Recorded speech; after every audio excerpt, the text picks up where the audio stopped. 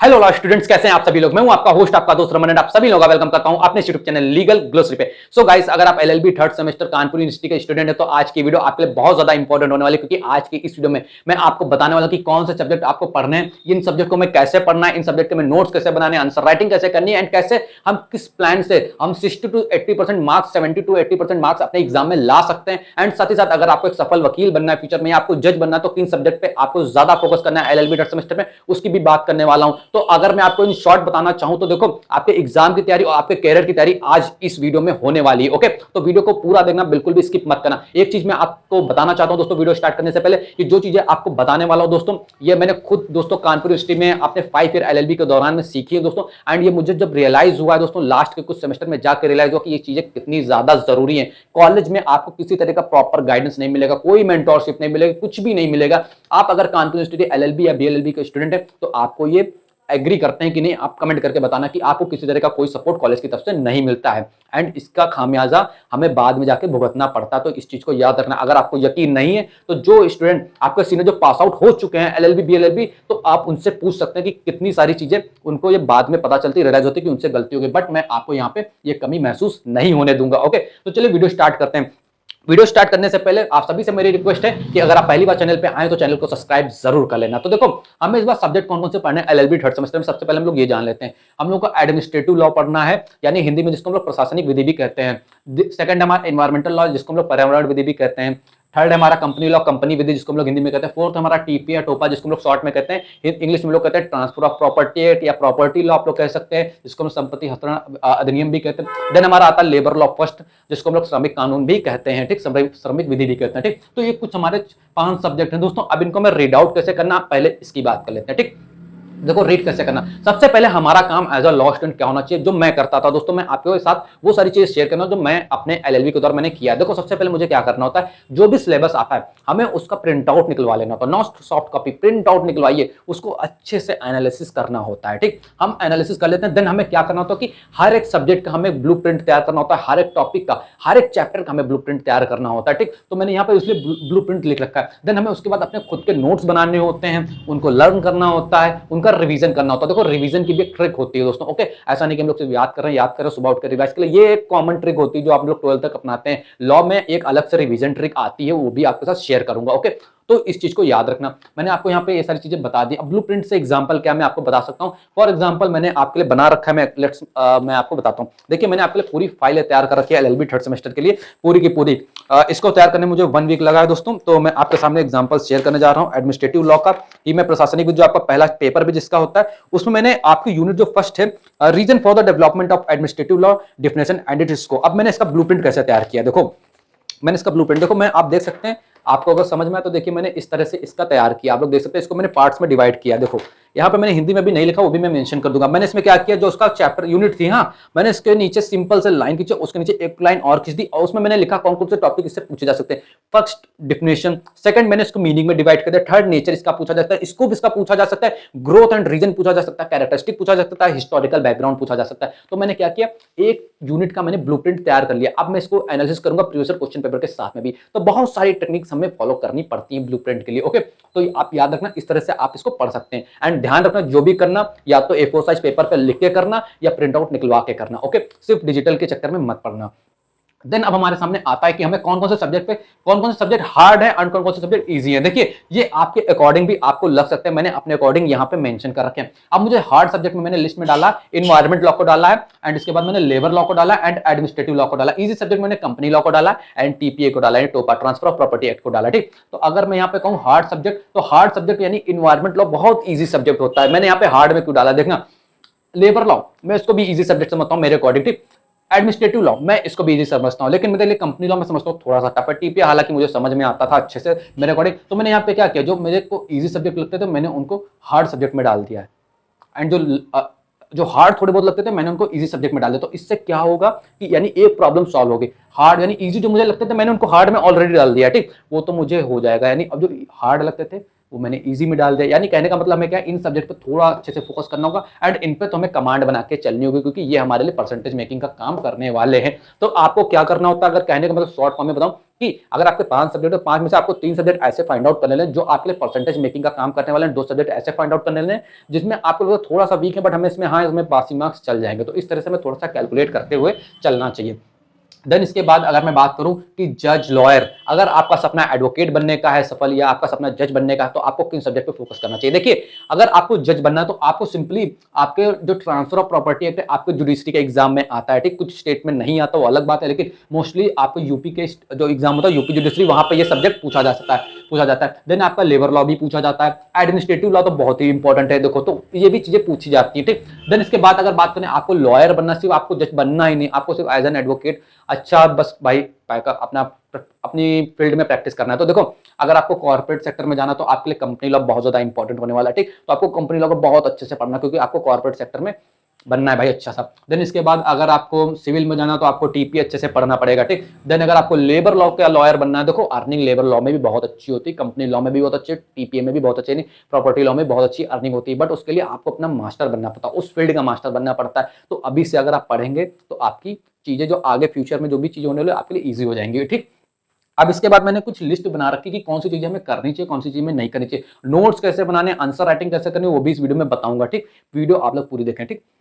अब हमें कौन कौन सी मिस्टेक्स को अवॉइड करना चाहिए ये भी मैं आपको बताने वाला हूं। देखो, सबसे पहले हमें क्या करते हैं, देखो हम लोग क्या करते हैं कि अभी आपके फर्स्ट सेकंड सेमेस्टर आप लोगों ने एग्जाम दे दिए होंगे, ठीक, आप पास भी हो गए होंगे, लेकिन आप लोगों ने एक चीज फोकस करी होगी, 98% स्टूडेंट के लिए मैं कह रहा हूं कि हो सकता है उन्होंने बेरेट परचेस करी हो सकता है उन्होंने बेरेट परचेस नहीं की, लेकिन उन्होंने बेरेट को बहुत लाइटली ले लिया होगा, कहीं भी ऐसे ही पड़ी होगी भाई, बेरेट पे फोकस ही नहीं करना है, क्योंकि करते ही नहीं है बेरेट पे फोकस। हमें बेरेट पे फोकस करना है। एक चीज याद रखना, अगर आपको एक सफल वकील बनना है या सफल जज बनना है या जज बनना ही बनना है, तो अगर आपकी बेरेट पे कमांड नहीं है तो सॉरी, आपके अच्छे मार्क्स भी नहीं आ सकते हैं, आप अच्छे वकील भी नहीं बन सकते हैं, आप जज का एग्जाम भी नहीं क्रैक कर सकते हैं, ना ही कोई लॉ से रिलेटेड गवर्नमेंट एग्जाम भी आप क्रैक नहीं कर सकते अगर आपकी बेरेट पे कमांड नहीं है। तो आपको बेरेट पे रीडिंग पे फोकस करना बहुत जरूरी है। देन इसके बाद मेमोराइजेशन, हम लोग क्या करते हैं, कई बार सेक्शंस को याद करने लगते हैं, हमारी यार भाई हमको ये सेक्शन याद करना। फॉर एग्जांपल हम आईपीसी में था, आईपीसी में 500 कुछ समथिंग सेक्शन थे, तो हमें 500 समथिंग सेक्शन याद करने ही करने, सीआरपीसी में इतने सेक्शन हमें याद करने ही करने, बट ऐसा नहीं होता, ठीक।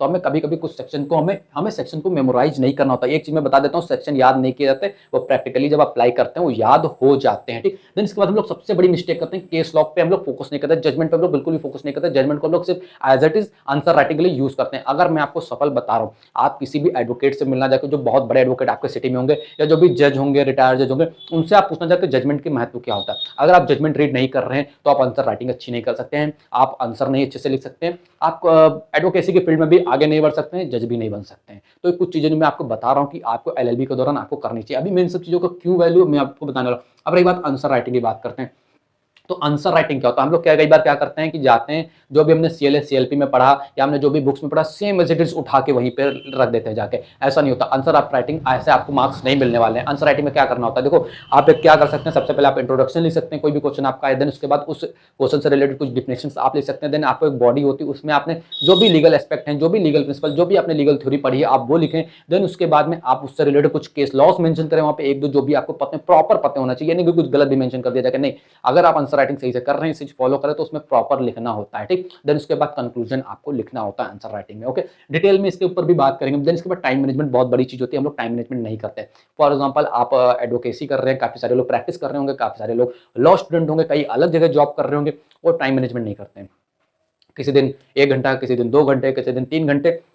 तो मैं आपसे एक चीज कहना चाहूंगा दोस्तों कि आप अपनी प्रोफेशनल लाइफ और प्राइवेट लाइफ को अलग रखें। इनको अलग रखने के लिए आपको टाइम मैनेजमेंट, स्टडी मैनेजमेंट की बहुत ज्यादा जरूरत पड़ने वाली है, क्योंकि एलएलबी जो है, एलएलबी एक प्रोफेशनल कैरियर होता है। इस चीज को आप लोग फोकस करना, ठीक। ये ऑर्डिनरी करियर नहीं है, एक प्रोफेशनल करियर है। इसके लिए आपको प्रोफेशनल लाइफ और पर्सनल लाइफ को थोड़ा सा अलग करना होगा, एंड अपने प्रोफेशनल करियर के लिए आपको थोड़ा सा टाइम अलग से देना होगा। भले आप 1 घंटा दे रहे हैं, 2 घंटा दे रहे हैं, 3 घंटा दे रहे हैं, ये आपके ऊपर डिपेंड करता है। देन इसके बाद हमारे सामने आता है ग्रेड। हमारे मन में चलता है कि हमें तो भाई 70% लाना, 70% लाना, 70% लाना। तो देखो, नो डाउट ग्रेड इंपॉर्टेंट है, परसेंटेज इंपॉर्टेंट है, बट प्रैक्टिकल भी उतना ही इंपॉर्टेंट है। अगर आपके पास प्रैक्टिकल चीजें नहीं समझ रहे हैं, आप प्रैक्टिकल एस्पेक्ट नहीं समझ रहे हैं, आप इंटर्नशिप करने नहीं जा रहे हैं, तो ये भी मिस्टेक है। आपको समय समय पे इंटर्नशिप करनी चाहिए अपने लॉ की स्टडी के दौरान। देन हमारे बहुत इंपॉर्टेंट चीज आती है लीगल टर्म, लीगल टर्मिनोलॉजी। अब हम कई बार क्या करते हैं, बुक रीडिंग करते हैं, हमें समझ में नहीं आता, हम बुक उठा कर रख देते हैं जाके, एंड समझ में ये वर्ड क्या कह रहा है, लीगल मैक्सिम है, हमें नहीं पता, इतने अजीब अजीब बात में हमें नहीं समझ में आ रहा। तो देखो, जो भी लीगल टर्म आएगा आपको उसको पढ़ना ही पढ़ना है। आपने अब एलएलबी कर ली तो आपको मैं एक चीज सिंपल से बता दे रहा हूं,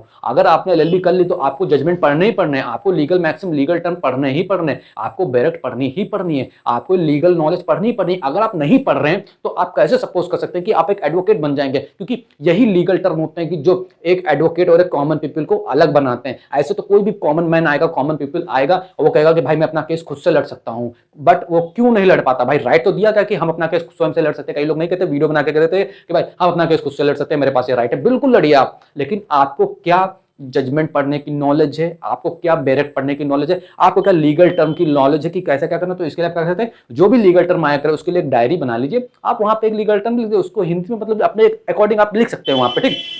देन इसके बाद एक मोस्ट इंपॉर्टेंट चीज आती है नेटवर्क। अब देखो, नेटवर्क का बहुत बड़ा कनेक्शन, मैं यहाँ पे किसी नेटवर्क मार्केटिंग कंपनी की बात नहीं कर रहा हूँ। एक चीज याद रखना, एडवोकेसी की फील्ड में अगर सक्सेस होना है तो आपको नेटवर्क बिल्डिंग आनी चाहिए, आपके पास नेटवर्क होना चाहिए। आपके पास नेटवर्क ही नहीं होगा, कुछ लोग यहाँ पे होंगे कि कहेंगे कि मुझे किसी से मतलब नहीं, मुझे दुनिया से मतलब नहीं, भाड़ में जा दुनिया, मुझे बस अपना मतलब, मैं पढ़ाई पे ध्यान रखूंगा, ये करूंगा। बिल्कुल सही कहा, आपको ये करना चाहिए, लेकिन साथ ही साथ अगर आपको एडवोकेसी में सक्सेस पानी है तो आपके पास नेटवर्क होना चाहिए। एंड वो नेटवर्क नहीं होना चाहिए कि, यानी ये मैं उस नेटवर्क की बात नहीं कर रहा हूँ कि ये फालतू का नेटवर्क, फालतू का नेटवर्क नहीं चाहिए। आपको लग रहा है कि ये, हाँ, ये यहाँ से मेरे केस आ सकते हैं, ये मेरे लिए हो सकता है इंपॉर्टेंट, तो इस तरह से नेटवर्क बिल्डिंग आपके लिए अभी से इंपॉर्टेंट है। नेटवर्क अगर आप अभी से बना के चल लें तो फ्यूचर में जब आप एडवोकेट बनेंगे जाके तो आपके पास केसेस की कमी नहीं होगी, ठीक। तो नेटवर्क बनाना बहुत जरूरी, अभी से इस चीज पे फोकस करना, ठीक। देन प्रैक्टिकल एक्सपीरियंस मैंने ऑलरेडी आपको बता दिया था कि आप भले ही एलएलबी कर रहे हो सकता है आपको कई लोग गाइड करें कि आप जो भी पढ़ाई पे फोकस करें, पढ़ाई पे फोकस करें, बट मैं आपको एक चीज बताना चाहता हूं, अगर आप एक लॉ स्टूडेंट हैं, अगर आप कोई काम नहीं कर रहे, कॉलेज नहीं जा रहे हैं, ठीक, अगर आप कॉलेज जा रहे हैं तो आपके लिए बात नहीं है। अगर आप कॉलेज नहीं जा रहे हैं तो आप एटलीस्ट कभी वीक में 2 ही 3 दिन लेकिन कोर्ट जाना जरूर स्टार्ट करें, भले ही 2-3 दिन जाए, क्योंकि प्रैक्टिकल एक्सपीरियंस होना बहुत जरूरी है, ठीक। देन इसके बाद हम लोग नोटबुक एंड स्टेशनरी पे भी आते हैं। कई बार हम लोग क्या करते हैं कि नोटबुक क्या करते हैं कि अभी भी हम लोग जो इंटर वाली नोटबुक टाइप के थे, रजिस्टर वो ले लेते हैं, लाइनिंग वाली वो उसी पे लिखते हैं। अब वो समय चला गया, ठीक। अब आपको क्या करना होता है कि जो नोट्स बनाने उसके लिए आप 2 ही चीज आप कर सकते हैं सिंपली, या तो आप ब्लैंक पेजेस के स्पाइरल नोटबुक्स लें, उस पर नोट्स बनाएं, या आप A4 साइज के पेपर्स लें, उस पर नोट्स बनाएं, फाइल लें, उस पर आप उसके अकॉर्डिंग बनाएं। तो क्योंकि आपको जो ब्लैंक पेजेस होते हैं, फॉर एग्जाम्पल मैं आपको बताने वाला हूँ, मेरे पास है जो ब्लैंक पेजेस होते हैं, आप A4 साइज पेपर ले सकते हैं, या आप A4 साइज ये ब्लैंक पेपर वाले जो रजिस्टर आते हैं स्पाइरल वाले, आप इनको ले सकते हैं, इनसे ही आप नोट्स बनाएं, ठीक। एंड मैं सारी चीजें जो मैं आपको बताने वाला हूँ कि मैंने क्या क्या चीजें यूज करता हूँ, ये सारी चीजें मैं आपको बता दूंगा। परचेस भी कर सकते हैं, लिंक में डिस्क्रिप्शन में दे दूंगा, आप देख लेना जाके, या आप किसी बुक स्टोर पर जाकर भी परचेस कर सकते हैं, ठीक। देन इसके बाद हम लोग बहुत कॉमन मिस्टेक करते हैं, स्टेशनरी को मिस कर देते हैं। देखो अभी नोट्स के ऊपर भी आऊंगा, लेकिन जो चीजें मैं बता रहा हूँ चीजें इंपॉर्टेंट है। हम लोग क्या करते हैं, जो स्टेशनरी मटेरियल होता है उसको अवॉइड कर देते हैं। कि किसी दिन हमारी इंटर वाली पढ़ाई चल रही है, हम होता है यार हमने तो एक रजिस्टर में पूरा इंटर निकाल दिया, हमने तो एक रजिस्टर में पूरा फर्स्ट ईयर निकाल दिया, लेकिन ऐसा यहाँ पे नहीं चलेगा। देखो एक चीज मैं आपको क्लियर कर दे रहा हूँ, आपको एडवोकेसी करनी है, आपको जज बनना है, आपको कुछ भी करना है अगर लॉ के फील्ड में, तो एक चीज कॉमन है, आप जब तक हैं, जब तक अपने कैरियर में हैं, आपको पढ़ना तो पढ़ेगा ही पढ़ेगा, आप पढ़ाई से दूर नहीं भाग सकते। तो इसके लिए आपको स्टेशनरी में बहुत ज्यादा फोकस करने की जरूरत है। स्टेशनरी थोड़ा हमें अलग एनवायरमेंट देती है। फॉर एग्जाम्पल मेरे पास कई सारे देख सकते हैं कलर स्केच पेन पड़े हुए हैं, देख सकते हैं, मैंने कई सारे ले रखे, बहुत सारा मेरे पास स्टेशनरी का मटेरियल है। एक एडवोकेट के पास सारी चीजें होनी चाहिए, मैं आपको दिखा रहा हूँ, ये देख सकते हैं स्टिकी नोट्स आपके पास होने चाहिए, एंड साथ ही साथ कई तरह के कलरफुल पेन्स होने चाहिए आपके पास। देख सकते हैं मेरे पास कई सारे कलरफुल पेन्स वगैरह हैं, स्केल्स वगैरह हैं, कलरफुल हाइलाइटर होने चाहिए आपके पास, मार्कर होने चाहिए, आप देख सकते हैं कलरफुल हाइलाइटर, मार्कर, ये सारी चीज़ें आपके पास होनी चाहिए। एंड आपको एक नोटबुक इस टाइप की आप लोग नोटबुक भी ले सकते हैं, देख सकते हैं आप लोग इस तरह की डायरी ले सकते हैं। कि डायरी का क्या काम है, डायरी क्यों मैंने आपको दिखाया, देखो डायरी से आप फॉर एग्जांपल आप एडमिनिस्ट्रेटिव लॉ पढ़ रहे हैं, या आप environment law, company law, TPA या लेबर लॉ पढ़ रहे हैं, तो इसमें क्या होगा दोस्तों, इसमें कई बार आपको कुछ चीजें ऐसी है जो आपको एग्जाम पर्पज से नहीं, आपको कुछ चीज समझ में आ रही होंगी, ठीक। तो आप क्या करेंगे, नोट डाउन कर लेंगे सिंपली। आपको कुछ रात में, जैसे आपने पूरा दिन कुछ पढ़ा, कुछ सीखा, आप लोग रात में नोट डाउन कर लेंगे। एक एडवोकेट, अच्छा याद रखना हमेशा, एक एडवोकेट है, एक जज हमेशा अपनी डायरी में कुछ ना कुछ जो दिन भर में वो सीखता है वो लिखता जरूर है। तो आपको ये हैबिट अभी से प्रिपेयर करनी चाहिए, ठीक। देन इसके बाद में आपके सामने मैंने बहुत सारी चीजें बता दी आपको स्टेशनरी वाला। फिलहाल मैं क्या करूंगा, मैं सारी चीजें एक एक करके दिखा नहीं सकता हूं, तो मैं क्या करूंगा, जो जो चीजें मैं यूज करता हूं उनके लिंक मैं आपको डिस्क्रिप्शन में दे दूंगा, आप लोग देख लेना जाकर, ठीक। तो यहाँ पे ये सारी चीजें होंगी कि हमें क्या नहीं करना चाहिए, इनको कैसे करना है। अब टू डू लिस्ट मैंने आपको ऑलरेडी बता दिया कि जजमेंट आपको पढ़ना ही पढ़ना है, केस लॉ आपको पढ़ना। देन इसके साथ में एक दो चीजें जो हमें बहुत ज्यादा फोकस करनी कि हमें लीगल रिसर्च आनी चाहिए, ठीक। बिना रिसर्च के कोई अस्तित्व नहीं होने वाला। देखो, judgement, research, drafting, bare act, ठीक। ये चार चीज और एक पांचवा लॉ नेटवर्क, ठीक। अगर आपको 4 से 5 चीजें आप नहीं करते हैं as an advocate, as a law student, as a जज, बहुत दिक्कत आने वाली है, ठीक। कुछ नहीं हो सकता, आप हो सकता थोड़ा बहुत कमा लेंगे, बट अगर आप अपनी फील्ड का मास्टर बनना चाहते हैं, जाइंट किलर बनना चाहते हैं, नहीं बन पाएंगे। इन चीजों के बिना तो नहीं बन पाएंगे, जजमेंट के बिना, रिसर्च के बिना, ड्राफ्टिंग के बिना, बेरेट के बिना या नेटवर्क के बिना। आपको नहीं पता जजमेंट कैसे पढ़ा जाता है, कोई दिक्कत नहीं है, मैं बताऊंगा। आपको नहीं पता रिसर्च कैसे की जाती है, कोई दिक्कत नहीं, मैं बताऊंगा। ड्राफ्टिंग के बारे में नहीं पता, कोई भी क्वेश्चन आप कमेंट बॉक्स में पूछा, मैं बताऊंगा। एंड नेटवर्क कैसे बनाना, कोई दिक्कत नहीं, मैं बताऊंगा। देन इसके बाद अगर इंटर्नशिप की बात आती है तो मैं आपको, अगर आपको इंटर्नशिप के बारे में नहीं पता है तो मैं यूट्यूब चैनल पे ऑलरेडी पोस्ट करता हूँ, टेलीग्राम चैनल @legalgrossi पे, वहां पे भी मैं पोस्ट कर देता हूँ इंटर्नशिप से रिलेटेड चीजें, आप ज्वाइन करके देख सकते हैं। देन इसके बाद लीगल टर्मिनोलॉजी में बता चुका हूँ, लॉ नोट्स के बारे में आपको बता चुका हूँ, लॉ नॉवेल्स, लॉ के नॉवेल्स आपको हमेशा पढ़ना चाहिए। फॉर एग्जांपल मेरे पास अभी एक है, बाकी मेरे पास काफी सारे हैं। मेरे पास ये the rebel mister Ram Jethmalani ji की बायोग्राफी दोस्तों, क्रिमिनल लॉ की, एंड मैंने पूरी पढ़ी, बहुत अच्छी है दोस्तों। आप इसको भी परचेस कर सकते हैं। कुछ नॉवेल्स जो मैंने पढ़े हो उनकी भी लिंक मैं आपको डिस्क्रिप्शन में दे दूंगा, ठीक। तो आप वहां से जरूर पढ़ना जाके। एंड इसके बाद हमारी लैंग्वेज का बहुत ज्यादा इंपैक्ट पड़ता है। अब हिंदी मीडियम का स्टूडेंट है, मुझे सिर्फ हिंदी से मतलब है, इंग्लिश मुझे देखनी ही नहीं। हम इंग्लिश मीडियम का स्टूडेंट है, हमें हिंदी से कोई मतलब नहीं। बट फैक्ट ये है कि अगर आप हिंदी मीडियम के हैं या इंग्लिश मीडियम के हैं, जब आप कोर्ट में जाएंगे आपको दोनों लैंग्वेज आनी ही चाहिए, इक्वली आनी चाहिए। क्योंकि अगर आप डिस्ट्रिक्ट कोर्ट में जा रहे हैं, फॉर एग्जाम्पल यूपी की डिस्ट्रिक्ट कोर्ट में जा रहे हैं, ठीक, तो आपको वहां पे मोस्टली जो आपका काम होगा हिंदी मीडियम में ही होगा, हिंदी माध्यम से ही होगा। लेकिन अगर आप कहीं दूसरी कोर्ट में जा रहे हैं, फॉर एग्जाम्पल दिल्ली में जा रहे हैं, तो मोस्टली जो वहां का काम होगा वो इंग्लिश में ही होगा। या इस चीज को याद रखना, अगर आप यूपी में भी जा रहे हैं तो आपको हाई कोर्ट या सुप्रीम कोर्ट में भी जाना, तो वहां पे इंग्लिश में जाना होगा। अगर आप हिंदी मीडियम के स्टूडेंट, आप सोचते हैं मुझे हाई कोर्ट जाना, सुप्रीम कोर्ट जाना, तो उसके लिए आपको इंग्लिश सीखनी पड़ेगी। एंड अगर आप इंग्लिश मीडियम के स्टूडेंट हैं, आप डिस्ट्रिक्ट कोर्ट में बैठने की सोचें, तो मैं आपको बता देता हूं दोस्तों, देखो इसमें क्लियर कर देता हूं। काफी सारे लोग आजकल शो ऑफ में क्या करते हैं, हाई कोर्ट में डायरेक्ट बैठ जाते हैं जाके, नो डाउट बैठिए जाके। बट जब तक आप डिस्ट्रिक्ट कोर्ट में नहीं सीखेंगे तब तक आप एक अच्छे अधिवक्ता नहीं बन सकते, मुझे ऐसा लगता है। बाकी कुछ केसेस में भाई हो सकता हो जाए, लेकिन जो प्रॉपर एक अच्छा सा मार्जिन है मैं उसमें आपको बता रहा हूँ, ठीक। तो ये सारी चीजें आप देख सकते हैं। एंड इसके बाद मैं आपको एक चीज बताने वाला हूँ कि क्या क्या चीजें हमें 80 to 70% मार्क्स लाने, उसके लिए मैं क्या करना चाहिए। आंसर राइटिंग में फोकस करना चाहिए, मैं आपको बता चुका हूँ। अभी नोट्स मेकिंग आपको बताऊंगा। इंपॉर्टेंट टॉपिक्स एंड क्वेश्चन हमें पता होना चाहिए, ठीक। इंपॉर्टेंट कौन से टॉपिक्स इंपॉर्टेंट है, कौन से क्वेश्चन है, हमें उन पे फोकस करना चाहिए। देन इसके बाद हमें रिवीजन टेक्निक में, फॉर एग्जांपल एक टेक्निक आपको बताने वाला रिवीजन की, देखिए आप फ्लैश कार्ड बना के भी रिवाइज कर सकते हैं, ठीक। एंड आप क्या कर सकते हैं, 9 दिन तक एक टॉपिक को पढ़ें। देन 9 दिन पढ़ने के बाद जो भी आपने पढ़ा, जो 10th डे होने वाला है, उस दिन आपको कुछ नहीं पढ़ना, सिर्फ जितना पढ़ा उसको बस रिवाइज करना, रिवीजन करना, और कुछ भी नहीं करना। एंड सोने से पहले जो भी आपने पढ़ा बस 10 मिनट, सोने से पहले बस 10 मिनट मोबाइल को साइड में रखें। एंड ऐसे आपको बस रिवाइज करना कि आपने क्या पढ़ा है, ये नहीं कि हम भूल रहे, बस इतना समझना है कि क्या पढ़ा है, बस ये सोचना है, ठीक। नोट्स मेकिंग, स्टडी प्लान आपको एक बनाना पड़ा। नोट्स मेकिंग को लास्ट में होगा, आपको एक स्टडी प्लान बनाना बहुत जरूरी है। अगर आप स्टडी प्लान पे फोकस नहीं कर रहे तो बहुत ज्यादा मिस्टेक कर रहे हैं। आपको वैसे ग्रुप होना चाहिए स्टडी का। देखो आप कानपुर यूनिवर्सिटी से कर रहे होंगे, हो सकता है आपके पास ग्रुप है, लेकिन मोस्ट ऑफ द स्टूडेंट जो होंगे उनके पास कोई ग्रुप नहीं होगा, उनका कोई फ्रेंड ही नहीं होगा, आप जानते ही नहीं होगा उनके क्लास में कौन है कौन नहीं है। तो अगर आपको कॉलेज का कोई नहीं मिल रहा तो कोई इश्यू नहीं है, मैं इसके लिए भी कुछ ना कुछ करूंगा आपके लिए। देन आपको क्या करना चाहिए, जब भी आप कुछ भी एक यूनिट कंप्लीट करें तो उसके लिए आपको एक टेस्ट देना चाहिए, ठीक। आपको मेंटोरशिप की बहुत ज्यादा जरूरत है।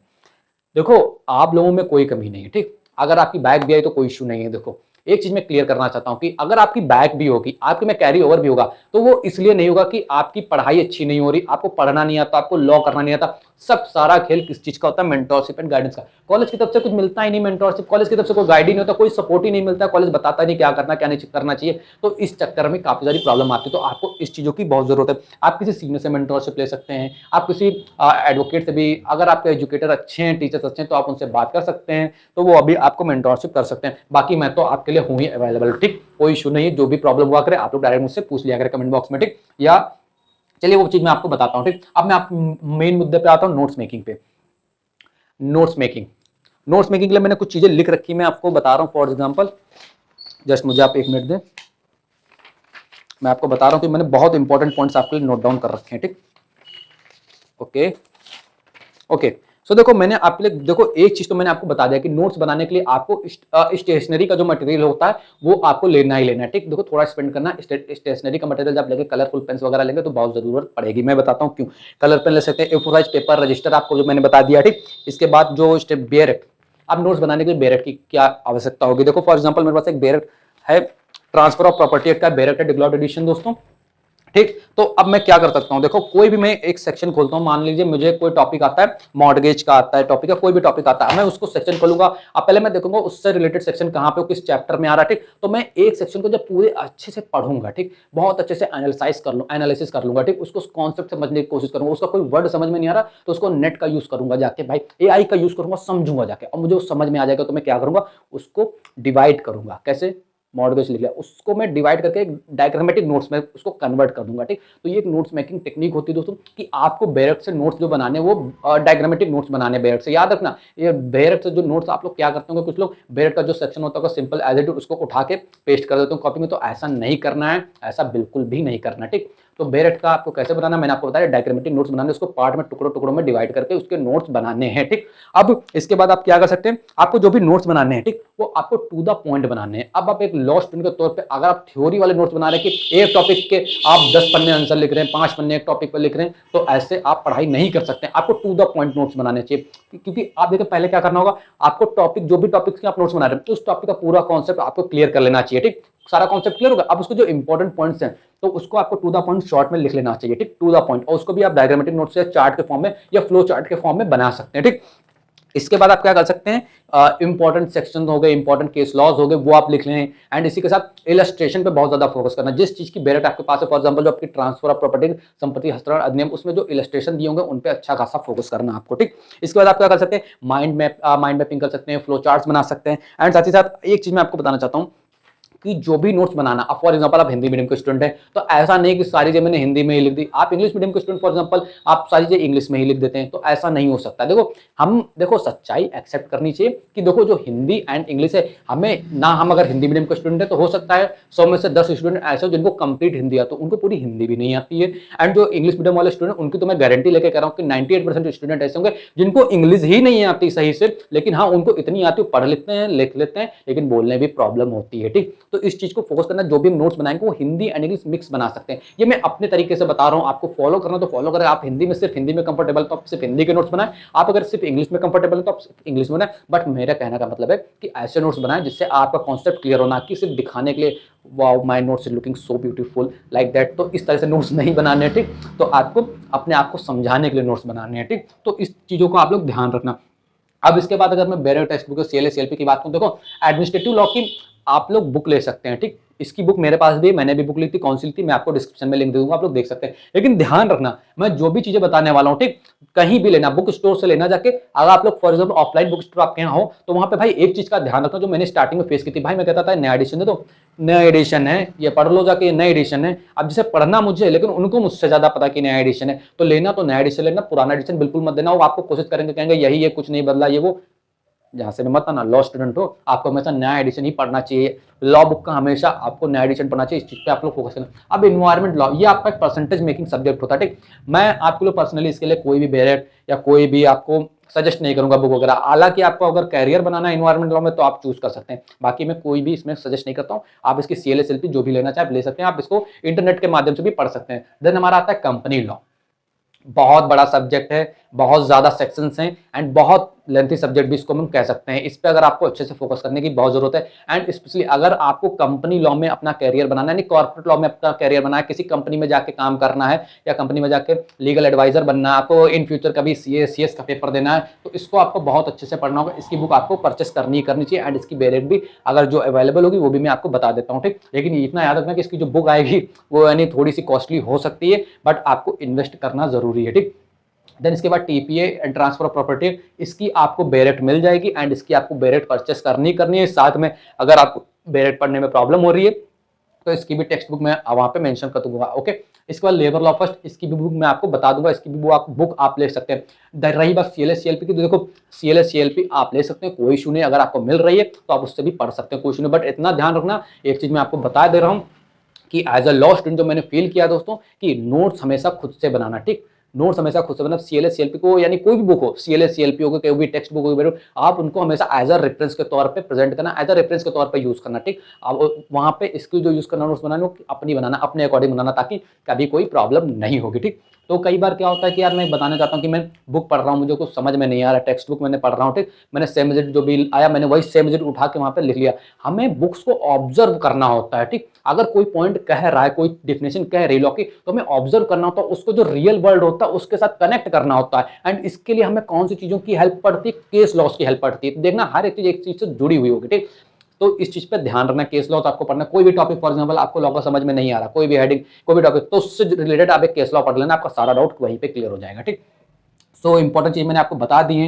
एंड मैंने यहाँ पे एक चीज लिखी, पास्ट सेमेस्टर की आपको मिस्टेक नहीं करनी। पास्ट सेमेस्टर में फॉर एग्जांपल मैं आप में से काफी सारे लोगों से पूछ लूंगा कि आपके फर्स्ट सेमेस्टर के नोट्स के आपके पास पड़े हुए हैं प्रॉपर, तो आप लोग कहेंगे कि नहीं है, होंगे तो ऐसे ही बने हुए होंगे। तो अब यहाँ से जो आप लोग प्रिपरेशन कर रहे हैं उसको थोड़ा सा सीरियस लेके करें। एक चीज याद रखना, एलएलबी को आसानी से मत लेना, एलएलबी आसान नहीं है। अगर आपने अभी इसको हल्के में लिया तो आपको फ्यूचर में ये भी हल्के से लेगी, कहेगी भाई तूने उस समय मुझे हल्के में लिया था ना, अब देख मैं तुमसे कैसा बदला लेती हूँ, ठीक। तो एलएलबी को थोड़ा सा सीरियस होकर करना, क्योंकि सीरियस एंड नोबल प्रोफेशन में आता है दोस्तों, तो इसकी वैल्यू को समझें दोस्तों। आप इसमें अपना टाइम स्पेंड करेंगे तो मैं आपसे कह सकता हूँ कि आप इसमें एक बहुत अच्छा कैरियर बना सकें। सो गाइज, मैं सारी चीजों की लिंक आपको डिस्क्रिप्शन में दे दूंगा दोस्तों, आप लोग वहां से चाहें तो देख सकते हैं, चाहे जहां से परचेस करें, ये आपके ऊपर है। एंड साथ ही साथ दोस्तों एक चीज मैं आपको बता देना चाहता हूं, मैं अमेजॉन वगैरह की लिंक आपको दे दूंगा, ठीक। मेरा कोई स्टोर वगैरह नहीं, मैं पहले ही बता देता हूं, ठीक। एंड साथ ही साथ मैं आपको एक चीज और क्लियर करना चाहता हूं दोस्तों, अगर आपको कोई भी क्वेश्चन हो, ठीक, आपको क्या करना होगा, सिंपली इंस्टाग्राम पे आपको @legalglosary जो हमारा ऑफिशियल चैनल है, आईडी, वहां पे आप पूछ सकते हैं। मेरा जो मेरी जो ऑफिशियल आईडी, जो मेरी पर्सनल अकाउंट है दोस्तों, @legaldraman.in, वहां पे भी आप मुझसे पूछ सकते हैं। एंड मोस्ट इंपोर्टेंट चीज, आपको टेलीग्राम चैनल ज्वाइन कर लेना है। सीएसजेएमयू का एक अलग है एंड हमारा ऑफिशियल टेलीग्राम चैनल एक अलग है, जो सीएसजेएमयू से रिलेटेड जो भी आपके अपडेट्स वगैरह आएंगी वो वहां पे शेयर करूंगा। एंड जुडिशरी एंड एडवोकेसी से रिलेटेड आपकी जो इंपॉर्टेंट चीजें होंगी वो मैं वहां पे शेयर करूंगा। दोनों की लिंक मैं आपको डिस्क्रिप्शन में दे दूंगा। सो गाइस, वीडियो देखने के लिए बहुत बहुत धन्यवाद। अपने फीडबैक कमेंट बॉक्स में जरूर शेयर करना कि आपको वीडियो कैसी लगी। थैंक यू सो मच दोस्तों, वीडियो देखने के लिए बहुत बहुत